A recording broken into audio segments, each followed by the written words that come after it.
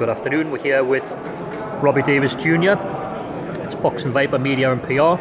We're in Newcastle. Just had the press conference there, Robbie. How are you feeling about it? Yeah, I thought it went well. I get more nervous for these press conferences than I do the fights, because I haven't done them for a while. But I thought it went well. Very respectful between me and Glenn, both confident. And I just think now it's just about timing for me now. Just making sure I don't peak too early, make sure training goes perfect as planned. And then I'm looking to put on a performance on the 13th of October. Yeah, good stuff. I mean, how do you feel about actually fighting up here against Glenn, just knowing the level of support that he's going to bring? I know you're going to bring your own lads and lasses down as well. Do you know what, some fighters feel like that. Like Glenn will tell you himself, he's fought plenty of times in other people's back gardens. Once you're in that ring, you very rarely even hear anything. Do you know what I mean? It's like you go into a zone, and the only time you can snap out of it is when you're in the corner and your coach is talking to you. So it doesn't really fuss me about where it is. At the end of the day, it's just me and Glenn getting in the ring and getting it on. The more support he brings and the more support I bring, the better, because as good as Lewis Ritson and Patera are, I feel me and Glenn are going to steal the show. It's got potential, hasn't it? I mean, both of you, the last year or so, Glenn's come off a couple of good wins, you know, when his kind of career seemed to nosedive a little bit. And obviously yourself, the Sorotka fight, was that the lad's name? Was that what changed things for you, do you think? Do you think that was like a defining kind of fight? Or? No, see, that was like my first real acid test. He beat European champions and world title challengers, and his only defeat he avenged in a rematch the same way I done against him. And when I went into that fight, obviously I had a lot of personal problems with me late father. He went into hospital a couple of days before and never came out, so that played a massive part. But even besides that, in my last 2 weeks of camp, I just get on with it. I came up with no excuses. I lost and that was it. But it was I didn't want the opportunity to pass me by, and I had an illness, and I still was telling my team I'm okay and things like that.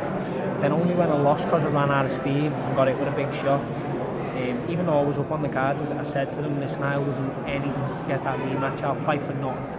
Do you know what I mean? But taking that loss showed me that sometimes I probably even beat us before that fight as well. I was only training at 70% because I was relying on my punch power. I think I knocked 10 out in the first round, things like that. And I was thinking, this kid's crap, I'll knock him out.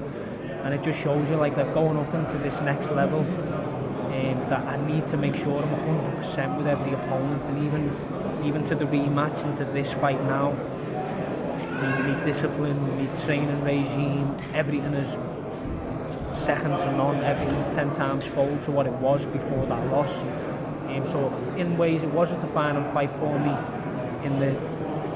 It was either a make or break for me, and since the rematch I believe it's made me, and I'm gonna go on to achieve more than just this British and Commonwealth. Yeah, and I always feel that it's that kind of the defeat and the rematch, obviously, since you avenged it and stuff like that, you know, I don't think it's necessarily a bad thing in the sport, and I think too much emphasis is put on people's zeros and undefeated records, but I think you learn just as much. If you look back at all the greats, they all kind of learn. All the greats have lost and come back from it. It's not how you lose, it's how you come back, as they say. Definitely. Muhammad Ali lost plenty of times and he come back. It's just the way this game is. You can't all try and define your career by Floyd Mayweather and go 50-0.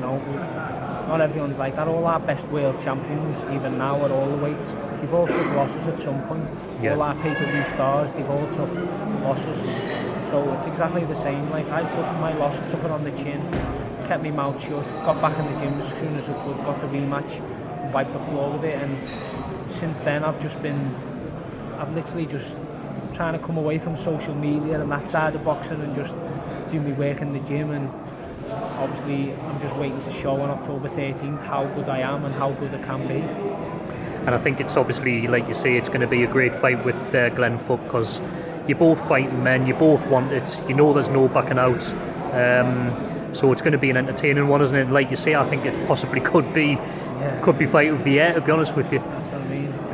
Glenn's a very strong lad, very aggressive, comes for it, and I'm just one of them fighters. I get hit and think, got to hit you back. Do you know what I mean? So it's just going to be one of them. Hold your breath and wait for it. Do you know what I mean?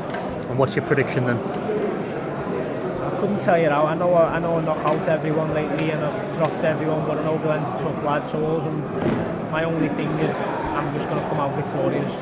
Yeah, nice one. Well, thank you very much for taking your time today, and good luck for October 13th. I appreciate it. Thank you. Thanks a lot. Nice one.